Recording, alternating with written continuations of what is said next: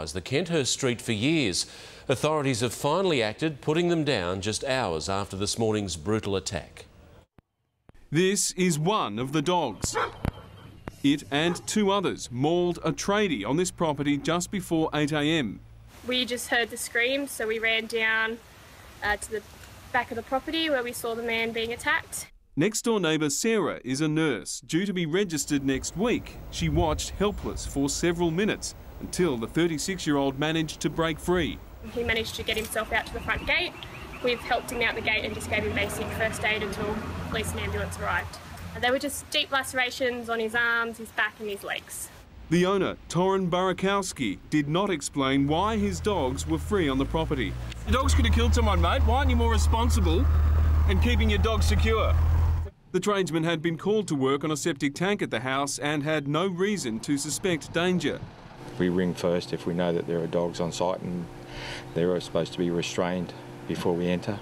Police interviewed people at the house and charges may be laid due to the injuries to the victim.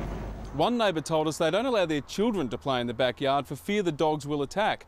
And they ask why council didn't act sooner, as over the last 2.5 years, the dogs have frequently roamed onto neighbouring properties. In June, one neighbour delivered flyers calling on the owners to secure the dogs. All the neighbours have been complaining about them. They've been terrorising everybody's animals around here. Council officers have put the dogs down. And Brian Seymour is at Westmead Hospital for us tonight. Brian, what's the latest on the man's condition? Well, I'm happy to report, Mark, good news. The 36-year-old tradie named David has just recently been discharged from Westmead Hospital. That's in spite of those vicious mauling wounds he received, lacerations and deep cuts all across his body from his neck down to his lower legs. It's not certain how much more treatment he'll need on those wounds, but one thing is for sure, this could have been so much worse. Brian Seymour at Westmead, thank you. He was only sentenced last month, but this morning Marcus Stanford, the twin convicted of trying to help his killer brother get away with murder, walked free from prison. Tonight he's in hiding but could very well return to the small town, still mourning the sickening loss of local school teacher Stephanie Scott.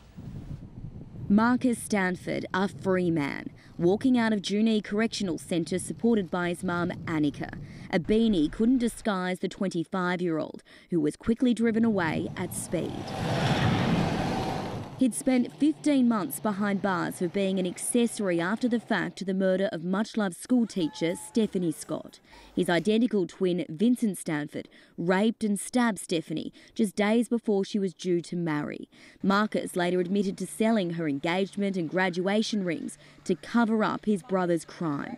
His release from prison has sparked anger and fear within the Leeton community. When people like this get out so easily, it's not very safe for anyone at all. Do you feel safe? No, because, you know, he could be on the streets, he could be on our streets. His mother has been living on the outskirts of Leeton for more than a year. She nor her son Marcus returned here today after leaving Junee this morning. But Marcus could be anywhere. There are no restrictions on his release. That means he could call Leeton. Good evening. Our sincere apologies. We have been having some technical issues which we hope have been resolved. A huge crowd is descending on the MCG this evening for the blockbuster qualifying final between the Hawks and the Cats. Laurel Irving is there this evening and Laurel, security has been stepped up for tonight's match. It has, Mitch, as it always is around finals time, but the overriding message from police is please enjoy yourselves tonight, because what a game it will be. An epic contest, as it always is, between these two teams. 85,000 people expected here tonight, the biggest crowd here since the Anzac Day clash. Of course, security will be an issue. We are having more police here tonight than we've had before, not only around the MCG, but also around the train and tram stations. Police want to see people before they even get to the MCG precinct.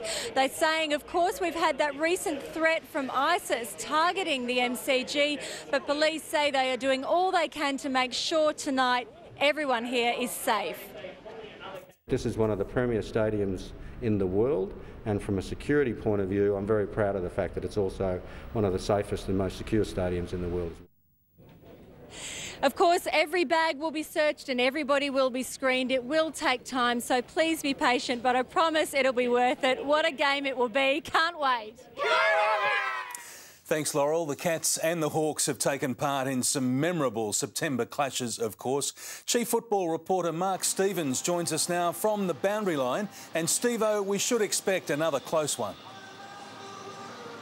Absolutely, Mitch. I think this one will go down to the wire. The wet weather is the great leveller, and it's very damp here underfoot as we speak. It's still raining, a band of weather just coming through right now. So certainly a slog, and that perhaps favours the Hawks. It's made for Mitchell and Lewis and probably lessens the impact of big Tom Hawkins. The Cats are tall on paper. They've taken Zach Smith out in the past as a late out. That could happen again. Perhaps they bring in Cockatoo, a smaller emergency. I'll have all the official teams later in sport, Mitch.